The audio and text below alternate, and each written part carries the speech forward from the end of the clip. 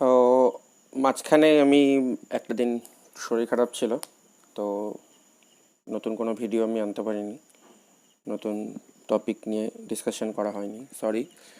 তো আজকে কিছু নতুন টপিক নিয়ে আলোচনা করব। বেশ ইন্টারেস্টিং একটা টপিক আছে, কোয়ান্টাম নাম্বার। তো তার আগে দেখিয়ে দিই আমি টপিকগুলো কী আছে, আজকে খাতায় পড়াবো। তো প্রথমে আছে হচ্ছে বোরের পরমাণু মডেলের সাফল্য, ঠিক আছে। 2 নাম্বার পয়েন্টে আছে বোরের পরমাণু মডেলের ত্রুটি। 3 নাম্বার পয়েন্টে আছে হাইড্রোজেন পরমাণুর এনতম কক্ষপথের ব্যাসার্ধের রাশিমালা। আর 4 নাম্বার পয়েন্টে আছে সামারফিল্ডের মডিফিকেশন বা সামারফিল্ড কর্তৃক বোরের পরমাণু মডেলের পরিবর্ধন বা ত্রুটিমুক্ত করার একটা প্রচেষ্টা। আর 5 নাম্বার হচ্ছে quantum number. This is the very important topic. তো সবাই ভালো করে দেখো আজকে।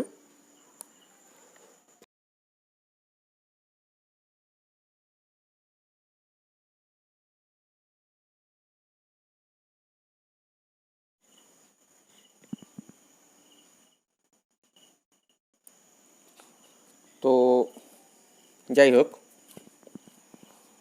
আমার মুখ না দেখলেও চলবে, অসুবিধা হবে না, এটা বেটার হচ্ছে। তো এখানে দেখে নাও যে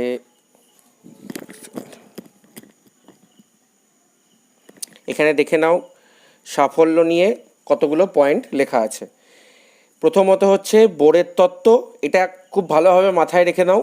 বোরের তত্ত্ব 1 ইলেকট্রন সিস্টেমের ক্ষেত্রে প্রযোজ্য। 1 ইলেকট্রন সিস্টেম বলতে যে পরমাণুগুলির ক্ষেত্রে একটি ইলেকট্রন বর্তমান, সেটা পরমাণু হতে পারে, আয়ন হতে পারে, মানে যে সিস্টেমগুলোর ক্ষেত্রে, অ্যাকচুয়ালি পরমাণু নয়, যে সিস্টেমগুলির ক্ষেত্রে একটি ইলেকট্রন বর্তমান বাইরের কক্ষপথে, অর্থাৎ হাইড্রোজেন He+, হিলিয়ামের 2 ইলেকট্রন।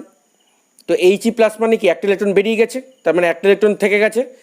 লিথিয়ামের হচ্ছে 3টে ইলেকট্রন, 3টে ইলেকট্রন রয়েছে, তার মধ্যে 2টো যদি বেরিয়ে যায় তার মানে পড়ে থাকছে একটা। তো সেটাই আছে এখানে, ঠিক আছে। এটা গেল হচ্ছে মাথায় রাখার জিনিস, এটা সবসময় মাথায় রাখবে যে বোরের তত্ত্ব সবসময় 1 ইলেকট্রন সিস্টেমের ক্ষেত্রে প্রযোজ্য। আচ্ছা, এবার প্রথম যে পয়েন্টটা আছে রাদারফোর্ডের পরমাণু মডেল অনুযায়ী, ইলেকট্রনগুলো যদি ক্রমান্বয়ে শক্তি বর্জন করতে থাকে তখন তারা এক সময়ে পরমাণুর নিউক্লিয়াসে এসে আঘাত করবে, তার মানে পরমাণু মডেলটা অস্থায়ী হয়ে যাচ্ছে হিসাব মতো। তো রাদারফোর্ড, সরি,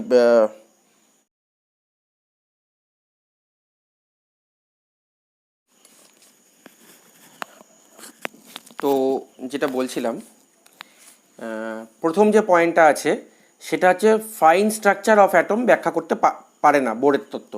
তো ফাইন স্ট্রাকচার অফ অ্যাটম বলতে কি, এই যে এই দুটো, ঠিক আছে, ম্যাগনেটিক ফিল্ড আর ইলেকট্রিক ফিল্ডের প্রভাবে আমরা যে রেখাবর্ণালীগুলো পেয়েছিলাম সেই রেখাবর্ণালীগুলো আরও সূক্ষ্ম সূক্ষ্ম রেখায় বিভাজিত হয়ে যায়। এই ম্যাগনেটিক ফিল্ডের এফেক্টে ওই রেখাগুলো বিভাজিত হয়ে যে রেখাগুলো পাওয়া যায় সেটাকে বলে জিম্যান এফেক্ট, আর ইলেকট্রিক ফিল্ডের প্রভাবে যে রেখাগুলো পাওয়া যায় সেগুলোকে বলা হচ্ছে স্টার্ক এফেক্ট। এই দুটো রেখাবর্ণালীকে বোরের তত্ত্ব ব্যাখ্যা করতে পারে না, ঠিক আছে। লিম্যান বামার পার্সেন্ট ব্র্যাকেট ওগুলোর পরবর্তীকালে যে রেখাবর্ণালীগুলো পাওয়া যায় সেই রেখাবর্ণালীগুলোকে বলা হচ্ছে ফাইন স্ট্রাকচার। এখানে লিখে দেওয়া আছে ফাইন স্ট্রাকচার। সেই ফাইন স্ট্রাকচারগুলোকে ব্যাখ্যা করতে পারে না বোরের তত্ত্ব, ঠিক আছে। তো এটা গেল একটা পয়েন্ট, এই দুটো মিলে একটা পয়েন্টে ধরতে পারো, 1 আর 2 মিলে একটা পয়েন্টে ধরতে পারো। আর আরেকটা পয়েন্ট যেটা আছে এখানে উল্লেখ করা হয়নি সেটা হচ্ছে বোরের তত্ত্বের সাহায্যে একমাত্র 1 ইলেকট্রন সিস্টেম বা হাইড্রোজেনের ন্যায় কোনো পরমাণু বা আয়নের ক্ষেত্রে তার গঠন ব্যাখ্যা করা যায়, বাকিগুলির ক্ষেত্রে গঠন ব্যাখ্যা করা যায় না, ঠিক আছে। আচ্ছা, আর তারপরে যে পয়েন্টটা আছে, বোরের তত্ত্ব হচ্ছে দ্বিমাত্রিক বা 2D, ঠিক আছে। আর পরমাণুর বাস্তব যে মডেল, মানে আমরা যে কোনো জিনিস যেটা কি দেখি আমরা সেটা 3D মডেল, সেই 3D মডেলটা বোরের তত্ত্বের সাহায্যে ব্যাখ্যা করা সম্ভব হয় না। এটাও ফাইন স্ট্রাকচারের মধ্যেই চলে আসে, ঠিক আছে। ফাইন স্ট্রাকচারটা অ্যাকচুয়ালি 3Dর মধ্যে চলে আসে। তো যাই হোক, আর সর্বশেষ যে প্রবলেমটা দেখা যায় বোরের তত্ত্বের সাহায্যে সেটা হচ্ছে হাইজেনবার্গের আনসার্টেনিটি প্রিন্সিপাল বা হাইজেনবার্গের অনিশ্চয়তা নীতি অনুযায়ী ইলেকট্রন বা ওই জাতীয় কোনো কণার ভরবেগ এবং অবস্থান একটা নির্দিষ্ট মুহূর্তে একই সাথে সঠিকভাবে নির্ণয় করা সম্ভব নয়। অর্থাৎ ভরবেগ যদি পি হয় আর অবস্থান যদি এক্স হয়, এই দুটোকে ধরলাম পার্টিকুলার এই মুহূর্তে এটা যতটা আমরা অ্যাকুরেটলি ক্যালকুলেট করব এর অবস্থানে ঠিক ততটাই এরার আসবে। ঠিক আছে, অর্থাৎ এই মানে ইলেকট্রন জাতীয় কোনো কণার যদি ভরবেগ এবং অবস্থান একই সাথে নির্ণয় করা যায়, তখন দেখা যাবে যে দুটোর মধ্যে প্রচুর পরিমাণে এরার আসছে, অর্থাৎ ত্রুটি আসছে। তো দুটোকে একই সাথে কোনোভাবে সঠিকভাবে নির্ণয় করা সম্ভব নয়। ঠিক আছে, তো বোরের তত্ত্ব অনুযায়ী ভরবেগ একই সাথে নির্ণয় করা সম্ভব ছিল, ভরবেগ এবং অবস্থান, কারণ সেটি 2D মডেল ছিল। ঠিক আছে, আর সেখানে ইলেকট্রনকে শুধুমাত্র কণা রূপে গণ্য করা হয়েছে। ঠিক আছে, ইলেকট্রন অ্যাকচুয়ালি শুধু কণা নয়, ইলেকট্রনের কণা এবং তরঙ্গ ধর্ম উভয়ই আছে, যেটা পরবর্তীকালে আমরা আলোচনা করব। তো যাই হোক, এখানে এই বোরের তত্ত্ব অনুযায়ী যে ভরবেগ এবং অবস্থা নির্ণয় করা যাচ্ছিল সেটা হাইজেনবার্গের নীতির বিরুদ্ধাচরণ করছে। এটা একটা বড় ড্রব্যাক বা ত্রুটি। তো বোর যেটা করলো সেটা হচ্ছে, বোর বলে দিল যে ইলেকট্রনগুলো সবসময় শক্তি গ্রহণ বা বর্জন করবে না। অর্থাৎ স্টেশনারি অরবিটে যখন থাকবে তখন শক্তি গ্রহণ বা বর্জন করছে না, তার ফলে কী হচ্ছে, ইলেকট্রনগুলো ক্রমশ শক্তি হারিয়ে নিউক্লিয়াসে এসে আঘাত করার সম্ভাবনাটাও চলে যাচ্ছে। এইভাবে বোরের তত্ত্ব দিয়ে রাদারফোর্ডের পরমাণু মডেলকে পরিমার্জিত করা হয়েছিল। আচ্ছা, দ্বিতীয় পয়েন্ট যেটা আছে বোরের পরমাণু মডেলের সাফল্য, সেটা হচ্ছে ওয়ান ইলেকট্রন সিস্টেমের ক্ষেত্রে বিচ্ছিন্ন বর্ণালীতে যে একাধিক রেখা দেখা যায়, সেটা আগের দিনই বুঝিয়েছি। সেটা কি করে বোঝা যায়, মানে কি করে মানে পাওয়া যায়, সেটা তার ব্যাখ্যাগুলো করা যায়। লিমেন, বামার, পাসেন, ব্যাকেট, ফোন, হামফ্রি, এগুলো কি করে পাওয়া যায় সেটা আমরা দেখিয়েছিলাম। আচ্ছা, তৃতীয়ত হচ্ছে হাইড্রোজেন পরমাণু বা হাইড্রোজেনের ন্যায় কোনো পরমাণুর প্রথম কক্ষপথের ব্যাসার্ধ নির্ণয় করা সম্ভব। ঠিক আছে, এটা আমরা আজকের টপিকে আছে, এটা আমরা দেখে নেব, টপিকের মধ্যে আমরা দেখে নেব। আর চতুর্থ যে পয়েন্টটা হচ্ছে সাফল্যের মধ্যে, সেটা হচ্ছে মুখ্য কোয়ান্টাম সংখ্যা, অর্থাৎ যেটাকে বলা হচ্ছে এন এর ভ্যালু হচ্ছে 1 থেকে 7 পর্যন্ত হয়, যেটা বলেছিলাম, কে, এল, এম, এন, ও, পি, কিউ। এই 7টা কোয়ান্টাম নাম্বার, এই 7টা কোয়ান্টাম নাম্বারের সম্পর্কে একটা ধারণা পাওয়া যায়, স্বচ্ছ ধারণা পাওয়া যায়। আর হচ্ছে 5 নাম্বার যেটা আছে সেটা হচ্ছে বিভিন্ন শক্তি স্তরের শক্তিমাত্রার গণনা করা সম্ভব হয়েছে। অর্থাৎ প্রতিটা শক্তি স্তর, এই যে প্রধান শক্তি স্তরগুলো, এদের যে শক্তিমাত্রা রয়েছে তাদের গণনা করা সম্ভব হয়েছে। এর ফলে কি হয়, যখন একটা ইলেকট্রন একটা উপরের শক্তি স্তর থেকে নিচের শক্তি স্তরে জাম্প করে নেমে আসবে, অথবা নিচের শক্তি স্তর থেকে উপরের শক্তি স্তরে জাম্প করে চলে যাবে, তাতে বোঝা যায় যে কতটা শক্তিমাত্রা তাদের পার্থক্য হলো। যদি আমরা প্রত্যেকটা কক্ষপথের শক্তিমাত্রা আমরা জানতে পেরে যাই, তাহলে এটা খুব ক্লিয়ারলি বলা যাবে যে ইলেকট্রন কতটা শক্তি গ্রহণ করে সে উপরের কক্ষপথে স্থানান্তরিত হলো, অথবা কতটা শক্তি বর্জন করে নিম্নবর্তী কক্ষপথে অবতরণ করলো।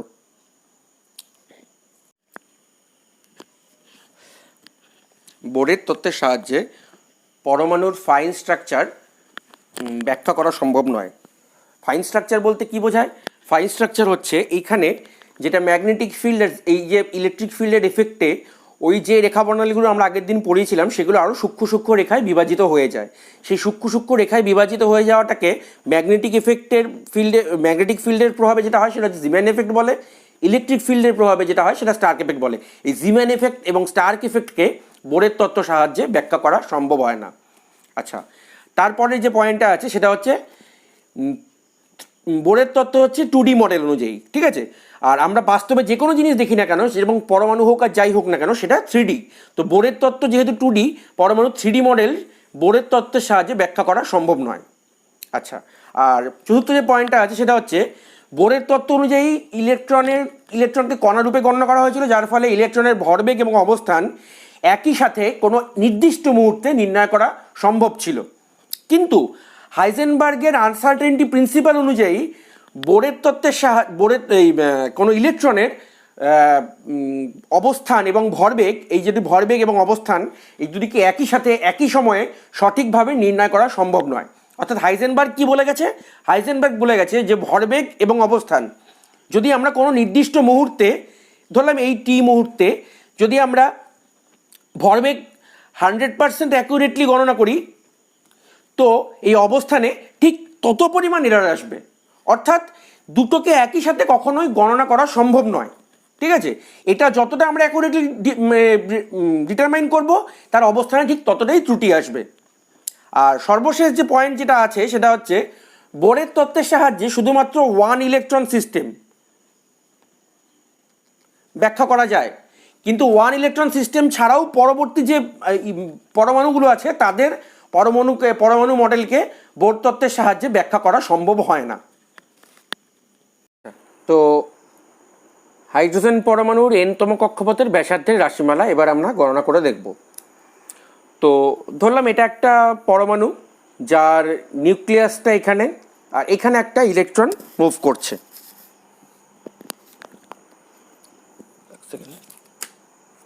এখানে একটা ইলেকট্রন মুভ করছে, ঠিক আছে? তো এই ইলেকট্রনটিকে নিউক্লিয়াসটি টানছে এবং ইলেকট্রনের বাইরের দিকে একটা বেগ আছে। এই দুটো বেগ সমান হওয়ার ফলেই নিউক্লিয়াসকে কেন্দ্র করে ইলেকট্রনটি সমান দূরত্বে আবর্তন করছে। এই জিনিসটা ভালো করে বুঝে নাও।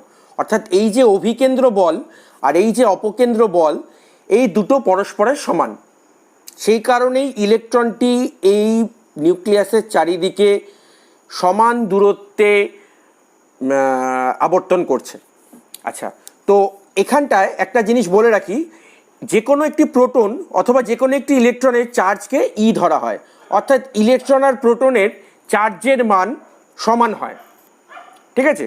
মানে এর চার্জটাকে নেগেটিভ ধরা হয়, এর চার্জটাকে পজিটিভ ধরা হয়, আর কিছুই না, বাট চার্জের পরিমাণটা সমান হয়।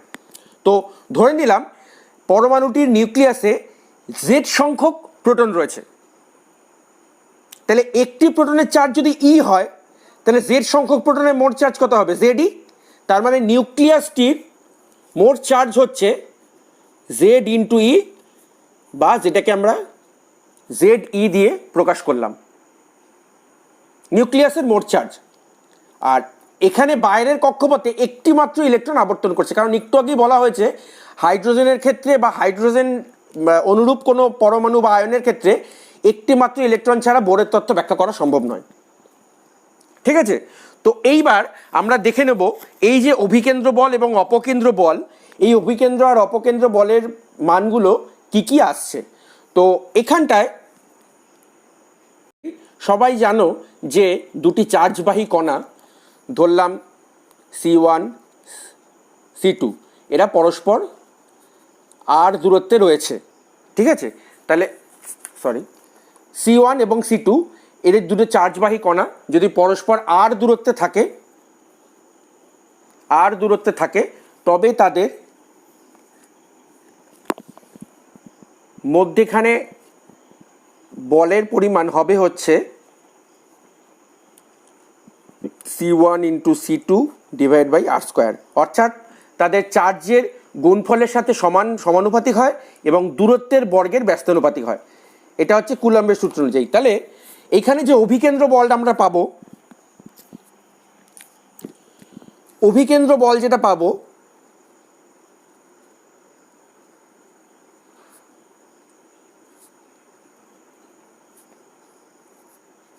তাহলে কত হচ্ছে? এখানটায় নিউক্লিয়াসের চার্জ কত আছে? জেড ই, আগেই বলেছি। আচ্ছা, একটা ইলেকট্রনের চার্জ কত? ই। তাদের মধ্যে দূরত্ব কত? আর। এটাই তো তার ব্যাসার্ধ। এই যে তাদের যে কক্ষপথে আবর্তন করছে এটাই তার ব্যাসার্ধ। তাহলে এইটা হচ্ছে অভিকেন্দ্র বল। আচ্ছা, এটা হচ্ছে কুলম্বের সূত্র অনুযায়ী।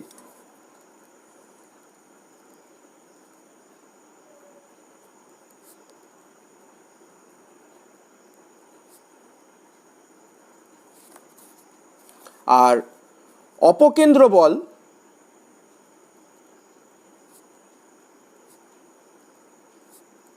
অপকেন্দ্র বল ফিজিক্সে তোমরা পড়বে, ঠিক আছে? অপকেন্দ্র বলের ক্ষেত্রে এখানটায় এম ভি স্কোয়ার বাই আর, ঠিক আছে? কোনো কৌণিক বৃত্তীয় গতির ক্ষেত্রে এটা প্রযোজ্য। অপকেন্দ্রিক বল এম ভি স্কোয়ার বাই আর। এক সেকেন্ড। ভিটি হচ্ছে, যেখানে ভিটি হচ্ছে ইলেকট্রনের কৌণিক বেগ, ঠিক আছে। এখানটায় এই যে অভিকেন্দ্র আর অপকেন্দ্র বলের ফলে ইলেকট্রনটি এখানে স্টেবল হয়ে রয়েছে, যার ফলে যে বেগটা আসছে সেই কৌণিক বেগটা হচ্ছে ভি। তাহলে এই অপকেন্দ্র বল আর অভিকেন্দ্র বল পরস্পরের সমান হলে পরে তবেই ইলেকট্রনটি একটি জায়গায় স্থিরভাবে আবর্তন করতে পারবে। তাহলে 1 এবং 2 নম্বর সমীকরণ সমান হয়ে যায়, অর্থাৎ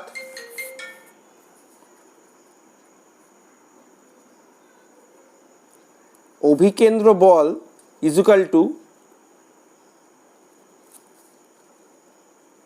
অপকেন্দ্র বল,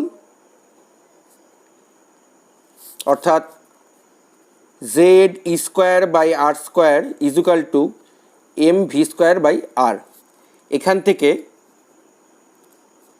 V square equal to Z square by, এখান থেকে যদি ভি স্কোয়ারটাকে আমরা রেখে দিই, এখান থেকে আর আর একটা আর বাদ চলে যাবে, তাহলে এমটা এখানে চলে আসবে, ডিভাইড বাই এম আর। এটা 3 নম্বর সমীকরণ দেওয়া হলো, ঠিক আছে। এইবার বোরের প্রথম স্বীকার্য মনে আছে? বোরের প্রথম স্বীকার্য অনুযায়ী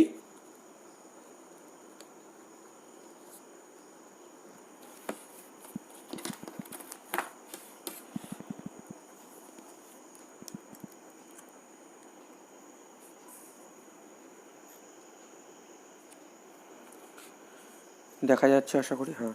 বোরের প্রথম স্বীকার্য কি বলা ছিল? M V R equal to N H divided by 2 pi. তাহলে এইখান থেকে আমরা ভি স্কোয়ার ইকুয়াল টু কী পেতে পারি? ভি স্কোয়ার ইকুয়াল টু যদি আমরা পেয়ে যাই, তাহলে পেয়ে যাবো N square H square divided by 4 pi square, sorry 4 M square V, তার মানে পাই স্কোয়ার আর স্কোয়ার। এটা আমরা পেয়ে যাব। এটা গেল 4 নম্বর সমীকরণ। তাহলে এই অভিকেন্দ্র অপকেন্দ্র বল এবং বোরের প্রথম স্বীকার্য থেকে আমরা যে ইকুয়েশন দুটো পাচ্ছি, 3 নম্বর সমীকরণ এবং 4 নম্বর সমীকরণ, এই দুটোকে সমান করে দিই, কারণ এখানে ভি স্কোয়ার আছে, এখানে ভি স্কোয়ার আছে।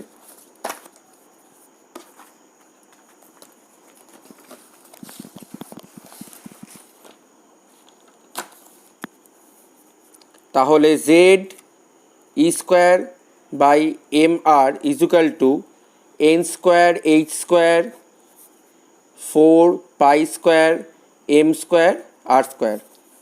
তাহলে এখান থেকে আমরা যদি আর ইজুকাল টু লিখতে যাই, তাহলে আরটাকে এখান থেকে একটা আর এখানে চলে আসবে, এখানে একটার বাদ চলে যাচ্ছে, এখানে দেখে নাও ভালো করে, এখানে একটার বাদ চলে যাচ্ছে। তাহলে একটার বাদ চলে গেলে এই আরটাকে পাশে নিয়ে আসবো আর জেড স্কোয়ারটাকে পাশে নিয়ে যাবো। তাহলে N square H square 4 pi square, এখানে এক টাইম বাদ চলে যাবে এম জেড স্কোয়ার, ঠিক আছে। তো এইটাই হচ্ছে হাইড্রোজেন পরমাণুর এনতম কক্ষপথের ব্যাসার্ধের রাশিমালা।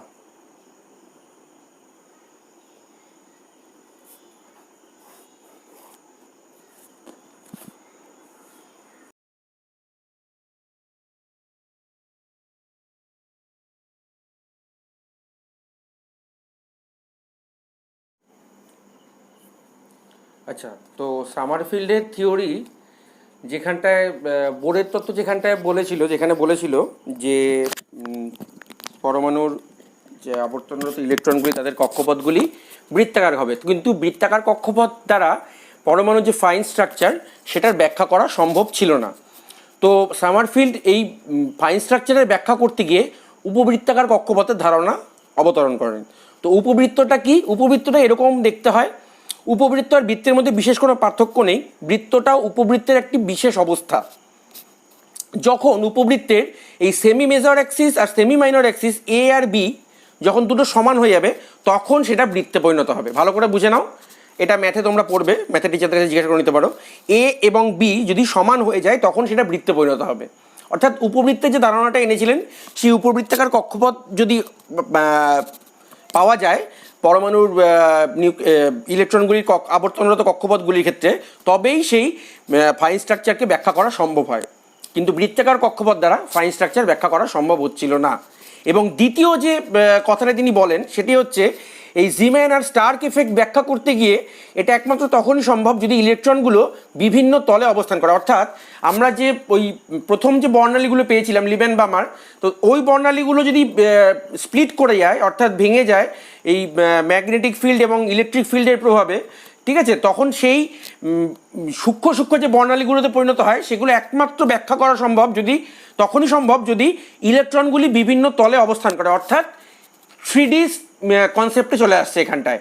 তো ইলেকট্রনগুলি বিভিন্ন তলে অবস্থান করে, এটা কিভাবে করে সেটা আমরা পরবর্তীকালে দেখাবো। বিভিন্ন কক্ষপথের XYZ অ্যাক্সিস বরাবর কিভাবে ইলেকট্রনের কক্ষগুলি অবস্থান করে।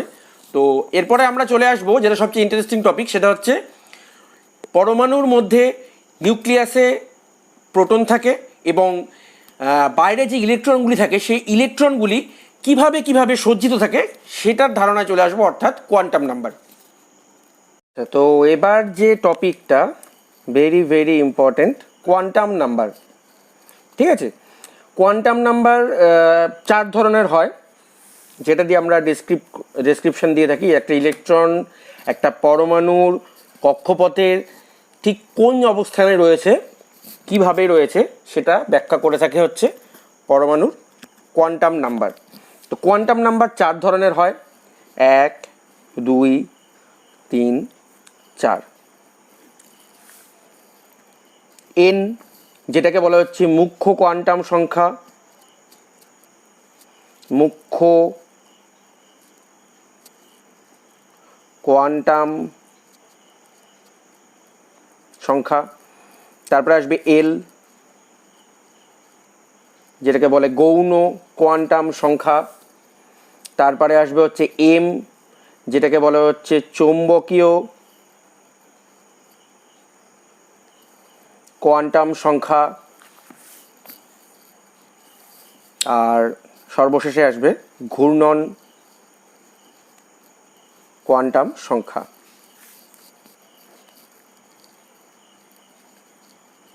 প্রিন্সিপাল কোয়ান্টাম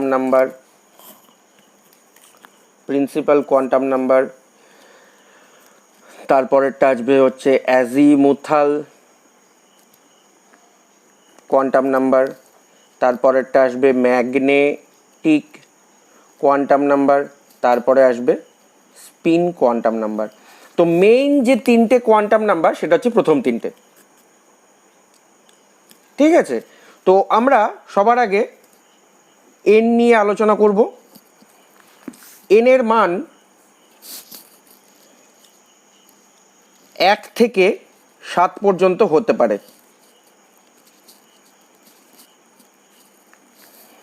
তো বিভিন্ন মানের জন্য বিভিন্ন শক্তিস্তর হয়।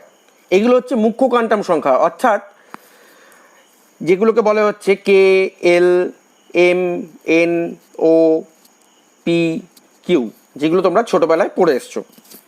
ঠিক আছে, প্রত্যেকটাতে ইলেকট্রন সংখ্যা যদি বলা হয় 2 × n² করে, তার মানে এক্ষেত্রে হবে হচ্ছে k এর ক্ষেত্রে 1, মানে n এর মান হচ্ছে এখানে 1, তার মানে এটা হচ্ছে 2টো থাকবে। তাহলে l এর ক্ষেত্রে যদি 2 হয় তাহলে 2 × n² মানে হচ্ছে 2 × 2 = 4, 4 × 2 = 8। এখানে 3, তাহলে 3 × 3 = 9, 9 × 2 = 18।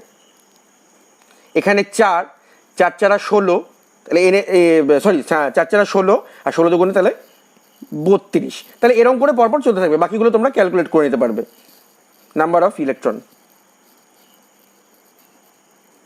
তাহলে এই প্রত্যেকটা কক্ষপথে কি কটা ইলেকট্রন থাকে এটা তোমরা দেখে নিলে। এইবার যেটা আসবে সেটা হচ্ছে এল বা গৌণ কোয়ান্টাম নাম্বার। ঠিক আছে, গৌণ কোয়ান্টাম সংখ্যা বা অ্যাজিমুথাল কোয়ান্টাম নাম্বার। এল এর মান শুরু হয় 0, 1, 2, 3, 4, 5, 6। এটা যেমন 1 থেকে শুরু হয়, এল এর মান শুরু হয় 0 থেকে। 0 এর জন্য কি থাকবে, 1 এর জন্য কি থাকবে, 2 এর জন্য, সেগুলো আমরা নিচে দেখিয়ে দিচ্ছি। এটার জন্য হয় হচ্ছে এস উপকক্ষ, এটা পি, এগুলো সব স্মল লেটার, ঠিক আছে? S, P, D, F, G, H, I. তোমাদের এই এফ অবধি জানলেই হবে। ক্লাস 12-এর সিলেবাসে যা আছে, 11-12-এর সিলেবাসে, এইচএসের সিলেবাসে যা আছে সেটা এফ অবধি জানলেই এনাফ। আচ্ছা, তো এই এফ এর মধ্যে কতগুলো, এস এর মধ্যে, পি এর মধ্যে, ডি এর মধ্যে, এফ এর মধ্যে, এগুলোর মধ্যে কোনটায় কত ইলেকট্রন থাকে সেটা আমরা এবার দেখতে পাবো। আর এম এর মান ডিপেন্ড করে পুরোপুরি এল এর উপরে।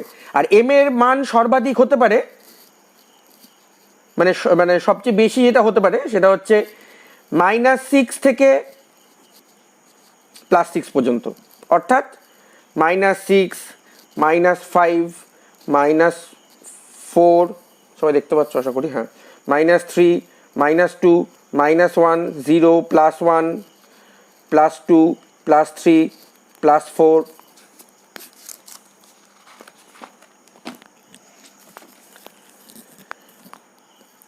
+5, +6। এখানটা দেখে নিতে পারো, অসুবিধা নেই। -6 থেকে +6, সেই সংখ্যা রেখার মতো কিছুটা। তো এইবার এই এন, এল আর এম, এই তিনটের মান পরস্পরের উপর কীভাবে ডিপেন্ড করে। আচ্ছা, আর একটা কথা, এখানে এস এর মানটা এখানে বলে দিই। এস এর মানটা ডিপেন্ড করে হচ্ছে, এস এর মান ডিপেন্ড করে না, এস এর মান দুটিই হয়। এস এর দুটি মান হচ্ছে +12 আর হচ্ছে -12। এটা কিছুই নয়, একটা ইলেকট্রন একটা কক্ষকের ভিতরে ঠিক কোন দিকে ঘূর্ণন করছে, ঘড়ির কাঁটার দিকে বা ঘড়ির কাঁটার বিপরীতে, সেটা এটা ডিনোট করে। তো এবার চলে আসবো এই এন, এল আর এম এর মধ্যে যে সম্পর্কটা সেটা আমরা বের করব। তো এন এর যে কোনো একটা মান নিয়ে নেবো আমরা। প্রথমে এন এর যে কোনো একটা মান নিয়ে নেবো, ধরে নিলাম এন এর মান 3, ঠিক আছে? তো এন এর মান 3 হলে যে কোশ্চেনটা আসে পরীক্ষায় সেটা কিভাবে করা যায়। এন এর মান n = 3 হলে এল ও এম এর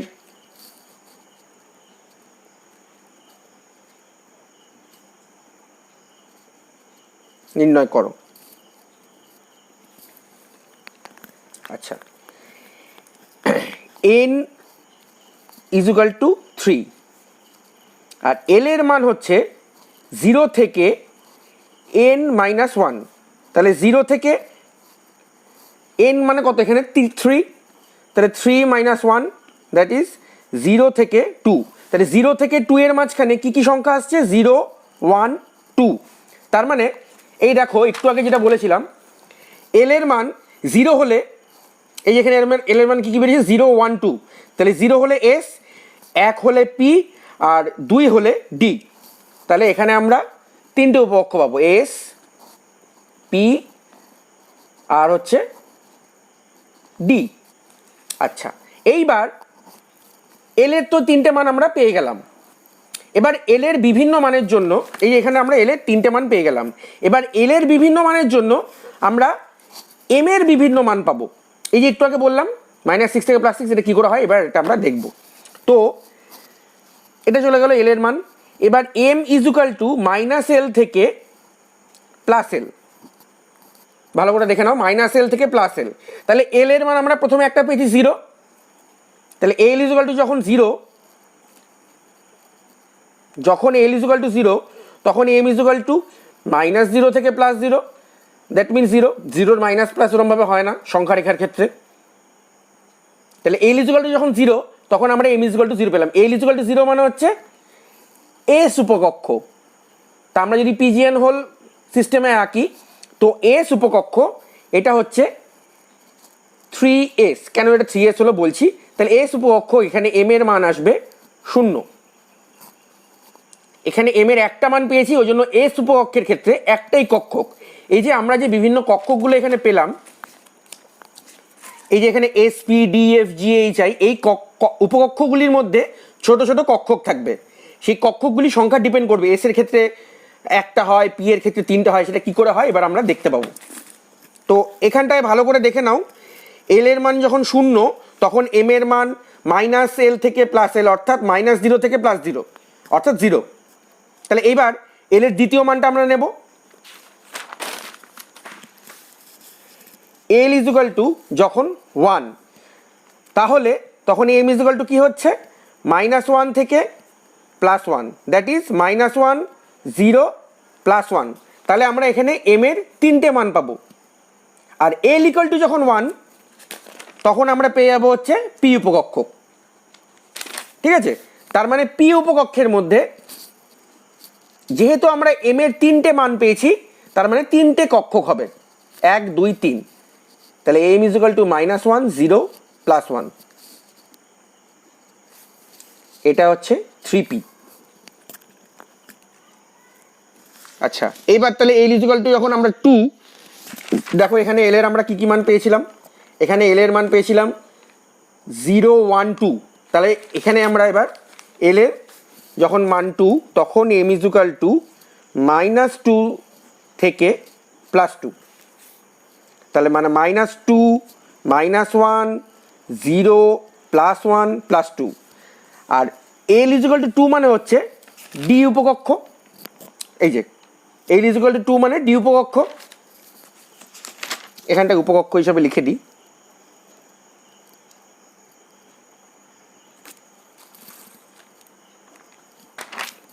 তাহলে এল ইজ ইকুয়াল টু 2 মানে ডি উপকক্ষ, তার মানে ডিতে আমরা কতগুলো কক্ষক পাবো, 1 2 3 4 5।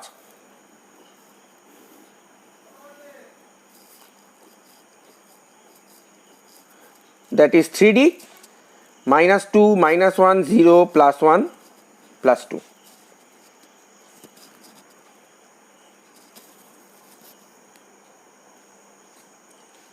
ঠিক আছে, দেখে নাও এটা পুরোটা।